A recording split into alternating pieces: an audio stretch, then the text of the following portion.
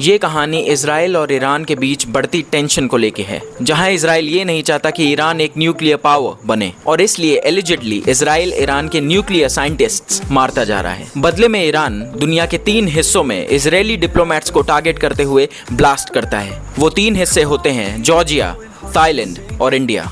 हर जगह इनोसेंट लोग मरते हैं और क्रिटिकली इंजर्ड होते हैं। Hey guys, John Abraham starrer Tehran Z5 पे रिलीज हो चुकी है। So let's talk about how the movie was. ये बात है साल 2012 की, जब ईरान दुनिया के 3 अलग अलग हिस्सों में इजरायली एम्बेसी को टारगेट करता है और उस ब्लास्ट में कई इनोसेंट लोग मारे जाते हैं।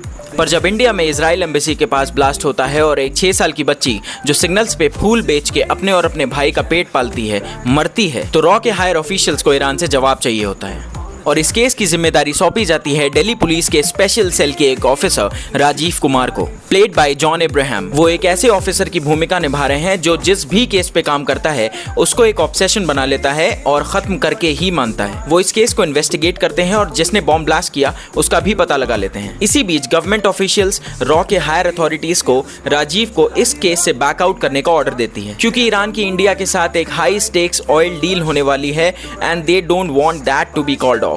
पर जॉन एक रिबेल टाइप के ऑफिसर हैं और किसी की नहीं सुनते।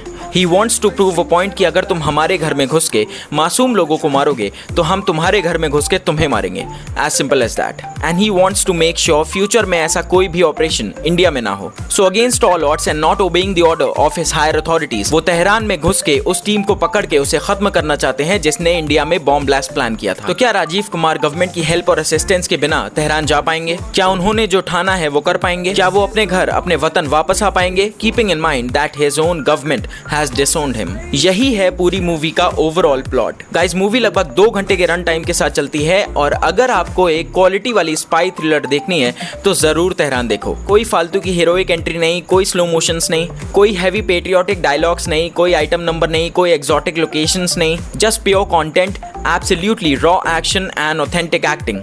एक्शन कोरियोग्राफी इतनी नेचुरल और रॉ लगती है, it actually feels like we are watching an army और स्पाई ड्रिल। एक्टिंग की बात करें तो भाई, एक होता है वर्सेटाइल एक्टर जो कोई भी रोल पुल ऑफ कर सकता है, एक होता है मेथड एक्टर जो खुद को उस रोल में ढालने के लिए टॉर्चर करता है खुद को, एक होता है वन डायमेंशनल एक्टर जो सिर्फ एक तरह की मूवीज करना जानता है। हम सबको पता है कि जॉन की acting range is kind of quite limited, पर हम इस बात से भी डिनाई नहीं कर सकते कि स्पाई थ्रिलर हो या एक full fleshed action film, police officer हो या एक army officer, John Abraham is the best suited for these kind of roles. Although उन्होंने मसल मास और बल्क कम किया है, बट स्टिल उनका जो बिल्ड है ना, that's actually a testament of how a police officer और एन आर्मी ऑफिसर और an undercover agent should look like. उनकी पर्सनैलिटी, वो मैन ऑफ फ्यू वर्ड्स वाला स्टैचर, ऐसे रोल्स के लिए ये बंदा परफेक्ट है। I really liked his work. Ali Khan, जिनको आपने इससे पहले डॉन 2 में देखा होगा, ये जॉन के सीनियर की भूमिका प्ले कर रहे हैं। ही always supports John up to the extent he can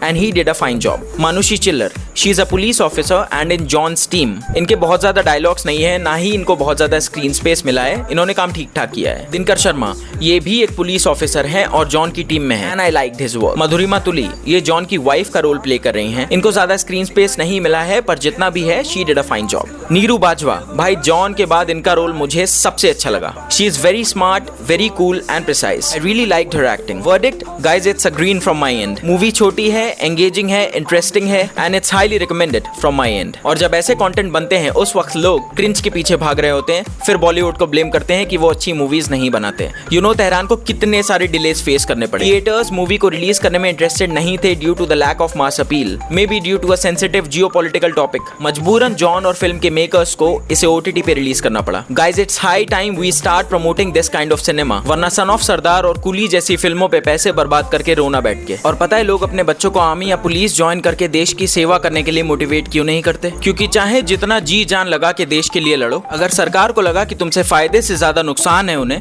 तुरंत डिसोन कर देंगे। गाइज, ये मूवी देख के हिम्मत सिंह का एक डायलॉग याद आ रहा है मुझे। हम किसके लिए काम करते हैं? देश के लिए सर। नहीं, हम चूतियों के लिए काम करते हैं। This is bitter, but it's truth. So that's all for the review on the movie Tehran. मिलते हैं अगले वीडियो में, तब तक के लिए बाय बाय।